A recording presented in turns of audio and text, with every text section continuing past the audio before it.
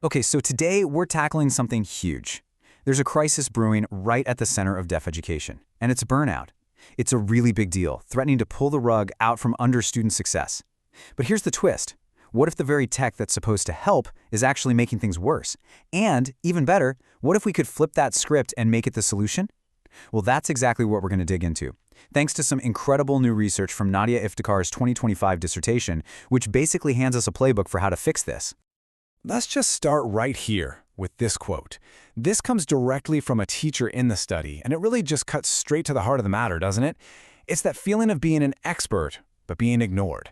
This isn't just some abstract idea. It's what dedicated educators are feeling every single day on the front lines. And that feeling, it has a number. And it is a huge one. Get this, 93%. Let that sink in for a second. This isn't just, a couple of teachers having a tough week. This is a full-blown systemic crisis. I mean, when almost every single teacher in such a specialized field is feeling the burn, you've got to stop and ask, how did we get here? And what on earth are we going to do about it?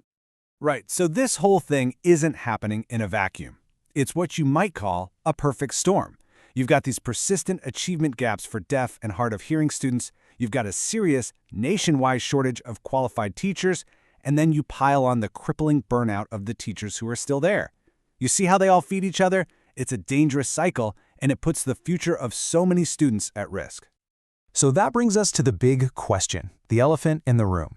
In this incredibly high-pressure world, where does technology fit in?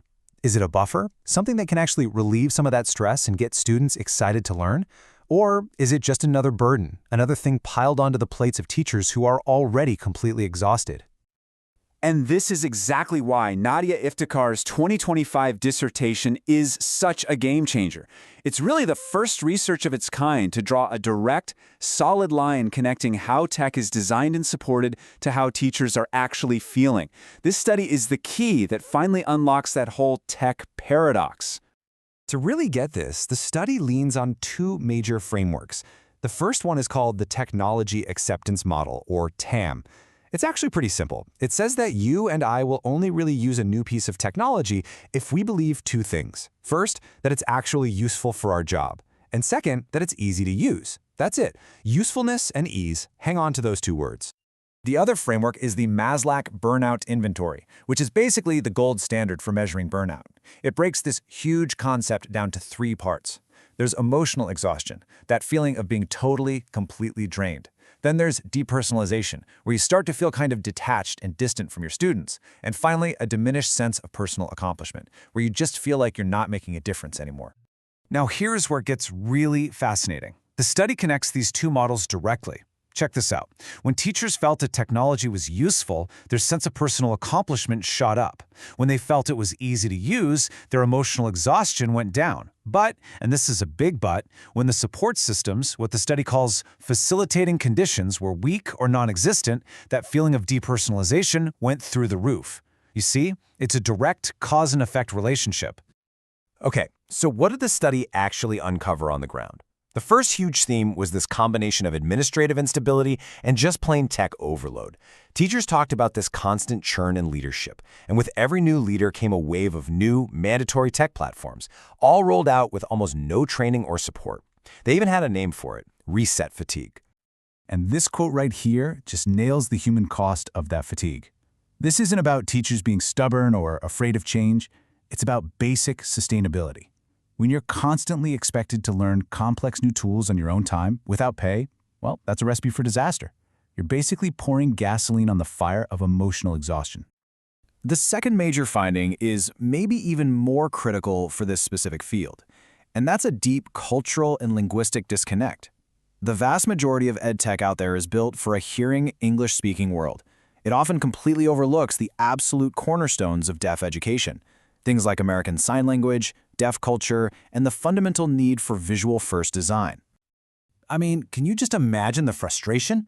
The district goes out, spends a ton of money on some shiny new system, and then just dumps it on the teachers. And not only do they have to figure it out, but they quickly realize it's missing the most basic feature they need, like an option for ASL.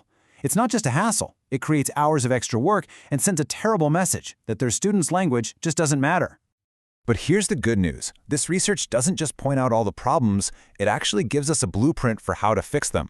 It lays out really clear, actionable steps for the two groups of people who can actually make the biggest difference here: school administrators and, you guessed it, EdTech developers. Okay, so first up, let's talk to the school administrators. If you're in a leadership position, this is your playbook. This is what your teachers are telling you they need to not just survive, but to thrive. So the message here is crystal clear. It's time to stop with the top-down mandates and start building a real partnership. Number 1, do involve your expert deaf and hard of hearing teachers when you're buying tech. I mean, they're the ones in the trenches. They know what actually works. Number 2, do give them paid, protected time during their actual work hours to learn this stuff. And hey, let your own amazing teachers lead the training. And please, don't even think about buying a tool that's missing the absolute basics, like proper ASL support or captioning. You make these shifts, and suddenly, tech stops being another headache and starts being the support it was always meant to be. And now, let's turn to the folks who are actually building these tools. If you're an EdTech developer, listen up. This is your guide to creating products that teachers won't just use, but will absolutely love and champion. Look, this isn't just a simple feature request list. It's the essential spec sheet for building something that's truly inclusive and effective. We're talking about non-negotiables, like the ability to easily embed ASL videos or having visual layouts you can actually customize. But honestly, the single most important point in this whole study might be this one right here. You have to consult with deaf and hard of hearing educators during the design process, not after it's already built. Build with them from day one, not just for them. So, you see, the path forward starts to look a whole lot clearer. When you combine intentional support from administrators with thoughtful, inclusive design from developers, you can completely change the role technology plays in the classroom. You can finally move it from being just another burden to becoming a powerful, protective buffer against burnout. So, if we boil it all down, what are the big takeaways? First, technology is never neutral. It can either make burnout way worse, or it can make it better.